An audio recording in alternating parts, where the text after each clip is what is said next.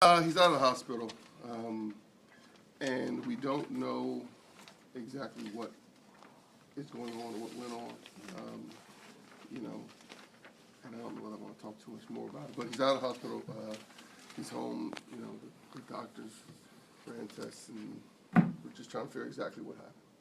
There's no news on Tyler either. Okay. Coach, I'm sure you probably don't dwell too much on past games or losses, but That's not true. Well, how do you make sure your players then maybe don't get too caught up in what happened on Wednesday and focus on St. John's? Well, you know, you've heard me say a lot in this league that you can't get stuck in the past. You know, you have to figure out how we can get better, how we can grow, how we can learn from it. You know, but that's not to say that you know, dwell is the wrong word. You don't dwell on them, but you have to go back and examine each and everything. It was a difficult loss, you know, but then we have to move on because we have a difficult team that's in front of us. Defensively, John, this team is one of your best. It's I want to say third in scoring defense and third also in field goal percentage. It's a whole full 8 points better than it was last year. What's the biggest difference between this team defensively and last year's team defensively? We're better, and I'm not. You know, I think that we have. You know, we're more versatile. You've heard me say this at both ends of the floor, and so we're more versatile defensively. You know, we have more guys that can guard different positions than we did last year. And just in general, I think this team, for the most part, with a few lapses throughout the season, throughout every game probably, but, you know, enjoys the notion that we're making it difficult for the opposition to score. And so they just embrace the whole notion of defense and getting stops.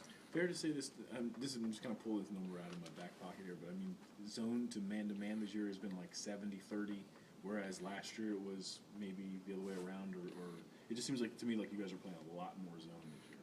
We are playing a lot more. I don't know what I don't know what the percentages are, but we definitely are playing a lot more zone this year. We're able to just because we're longer, we're bigger. You know, across the board, we're bigger, so we're able to be more effective. You can play it, but I think we're more effective with it this year.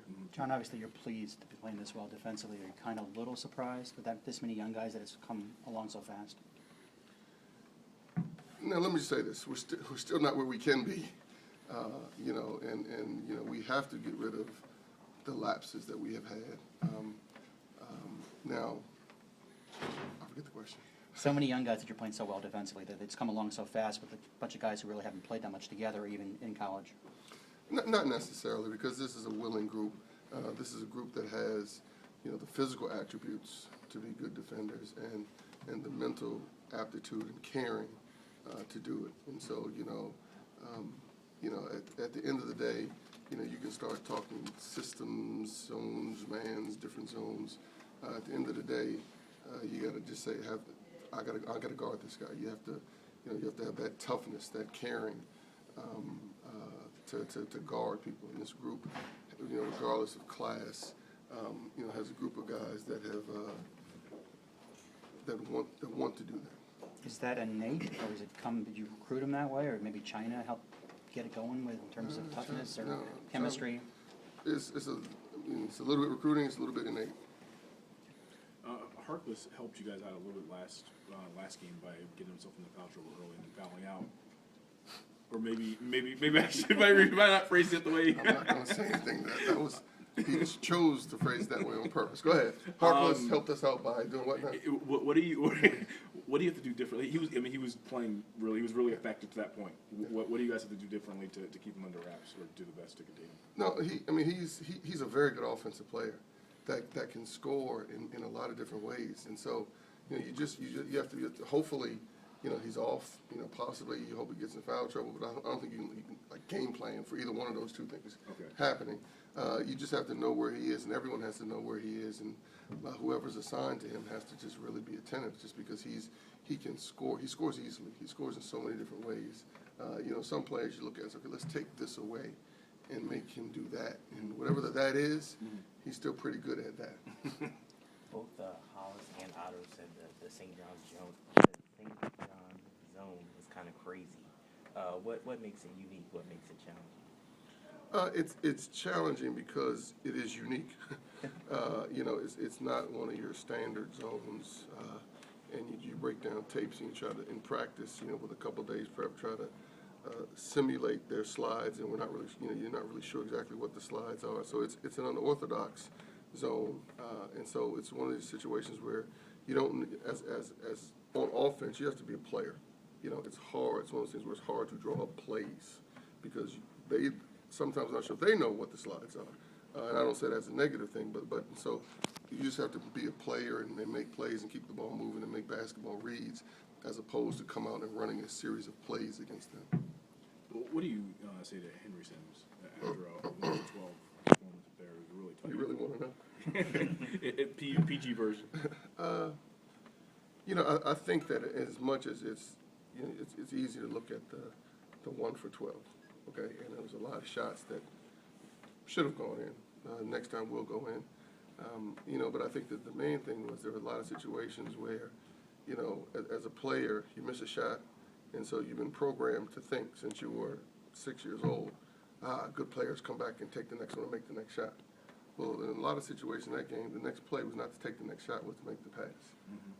And so just the understanding of when I'm having a bad day, still what are we trying to accomplish, and what's my role and what we are trying to accomplish, as opposed to just to getting caught up in what's going on with me right now. And so I think that's the main teaching point, I guess, for Henry coming out of that game, if anything. We're a couple weeks left, 3 weeks left, I guess, in the conference season. How pleased are you with the overall picture of where this team has come this season? You know, from where people were saying preseason, oh, they're not going to do anything. I wondered if that's one bit. Who said that? Writers, other coaches, I mean, you know, polls, whatever you want to say. I wonder if it's been a motivation. Are you pleased with where you guys are right now? Everyone here has probably heard me say this. We're right in the middle of things, and so we're not going to analyze the big picture right now.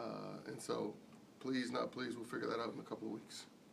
Are you playing about as well as you could have hoped at this point with this many young kids? No.